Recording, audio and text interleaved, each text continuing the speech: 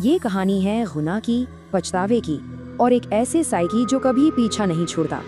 कहानी शुरू होती है एक सुनसान स्टेशन पर। सर्दियों की एक बहुत ही घनी कोहरे वाली रात थी।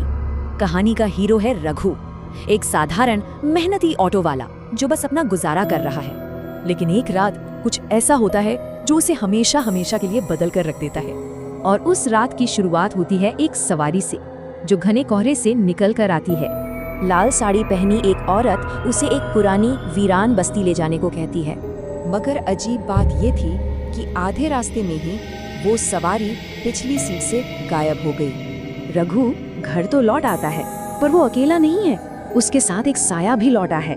उसकी पत्नी रमा रघु के अंदर कुछ बहुत ही अजीब और डरावने बदलाव देखती है और देखते ही देखते उनके पूरे घर में एक अजीब सी बर्फीली ठंडक फैलने लगती है। अब रमा से रहा नहीं गया, उसने ठान लिया कि वो इस राज का पता लगाकर रहेगी।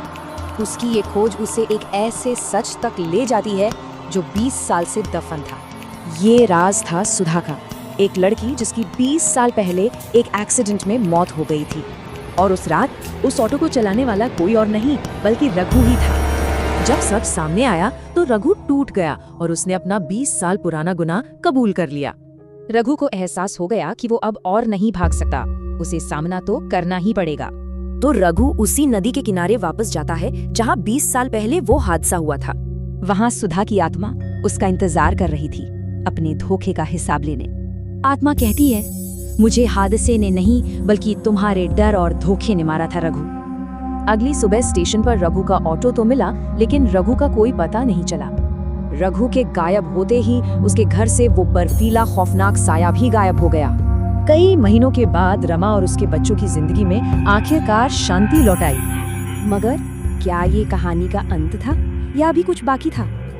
उसी रात उनके दरवाजे पर किसी ने दस्तक दी। बाहर देखा तो जमीन पर एक ऑटो की चाबी पड़ी थी।